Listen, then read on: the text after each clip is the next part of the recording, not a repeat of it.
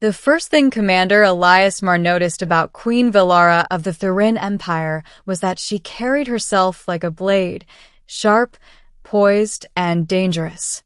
The second thing he noticed was that she refused to look him directly in the eyes. Humans and Thurin weren't enemies, but Uneasy Alliance was generous.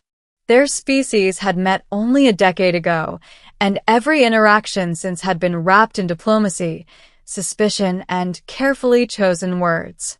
Elias had been chosen as humanity's representative for the peace talks on Velara's homeworld. For days, he'd been introduced to councils, ministers, generals, everyone except the Queen. So when the towering double doors finally opened and he was invited into her throne hall, he prepared himself for a ruler carved from cold stone. He wasn't prepared for her. Velara was tall and striking, with luminous silver skin patterned like constellations. Her eyes glowed a soft amethyst, their light pulsing faintly with her heartbeat. Her hair, long and dark as the void, shimmered with the colors of nebulae when she moved. And she was glaring at him. "Human," she said, voice smooth but edged. "You stand before me as envoy of your world." Elias bowed. "It's an honor, Your Majesty. I do not like you." He froze. One of the ministers standing behind the throne grimaced and whispered, "My queen, perhaps diplomacy." But Velara lifted a hand sharply. Elias blinked, struggling not to laugh. "You don't like me? I haven't said anything yet." "I don't need to hear you," she said stiffly. "Humans talk too much, smile too easily, and act with reckless emotion. I dislike that." She crossed her arms over her armored chest and looked away. Elias lifted an eyebrow. Her amethyst glow flickered. Her cheeks, if he could call the luminous patches of skin her cheeks, brightened a warmer shade of violet. Was she blushing? He tilted his head. "Then why are you blushing?" A strangled, indignant noise left her throat. I am not. My skin luminesces as a natural. This is not." She turned sharply away. Her ministers exchanged looks. One quietly face-bombed. Elias bit back a grin. He couldn't explain why her reaction amused him so much, or why he suddenly wanted to tease her again just to see that glow return. The Queen's secret.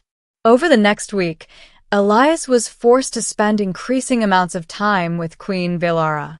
Meetings, dinners, strategy sessions, half of which she attended solely to ensure he didn't cause chaos, or so she claimed. Yet she always sat slightly too close. Always found reasons to ask him questions. Always watched him when she thought he wasn't looking. And always blushed when he caught her doing it. The ministers noticed. The guards noticed. Elias definitely noticed. But Velara herself insisted she disliked him, adamantly, repeatedly, and usually with glowing cheeks. One evening, after a long negotiation session, Elias lingered in the palace gardens. The air smelled faintly of star orchids, and small bioluminescent creatures fluttered above the water like living lanterns. He was surprised when Velara approached. She dismissed her guards with a flick of her hand. They left reluctantly. Then she stood beside Elias in silence, watching the glowing pond. Finally, she spoke.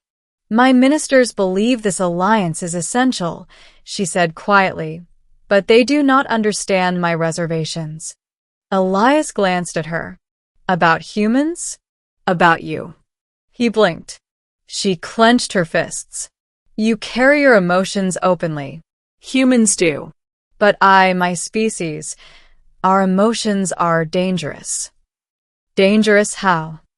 She exhaled slowly. "We evolved in high-radiation environments. Our bodies react to emotional surges by releasing energy. Too much emotion can trigger destructive bursts." "Like a bomb?" "More like a star flare," she said. "I have hurt people in the past. Not by choice. Because I felt too strongly. She turned toward him, her glow pulsing faintly around her skin.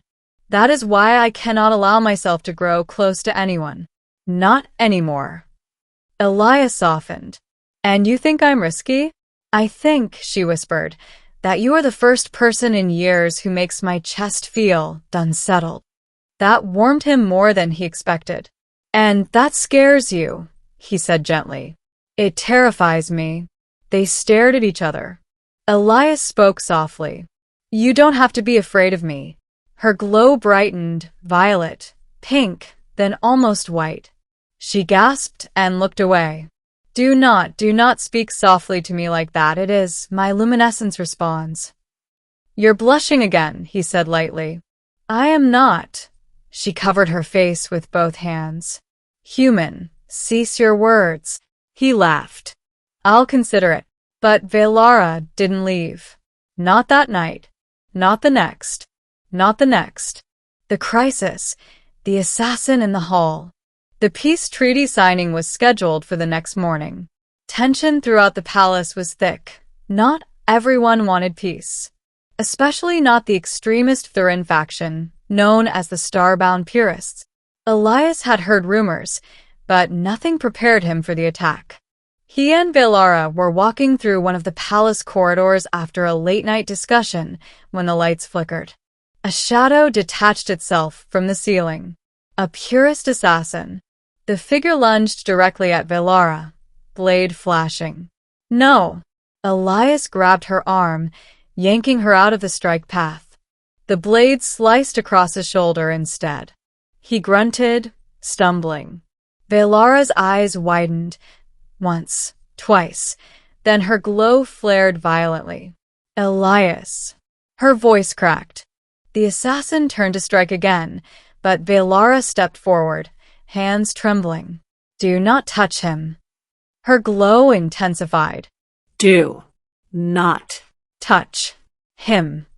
The assassin froze, realizing too late what was happening.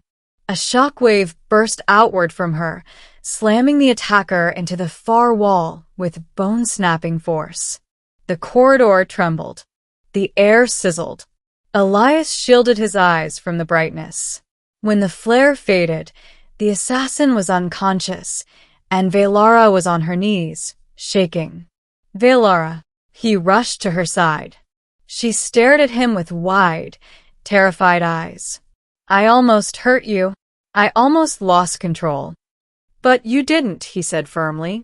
You protected me. Her hands hovered over his wound, trembling. She whispered, Your blood because of me. Because I protected you, he corrected. You'd do the same. That is the problem, she choked. I would. And I cannot. I should not. He placed a hand on hers. Velara, look at me. She did. Her amethyst eyes were bright with tears, glowing like cracked stars. You're not dangerous to me, he said softly. Her glow flickered, then softened. She whispered, You do not fear me. Why? Because I know who you are, he said. Not the queen. Not the warrior. Just you. She stared at him, stunned and unblinking. And then she blushed. Hard. Middle part 2, after the attack. Elias's wound wasn't serious, but Velara insisted on escorting him to the medical wing herself. When the healers finished, she dismissed them all and sat beside his bed with a rigid seriousness that would have been intimidating if her cheeks weren't faintly glowing.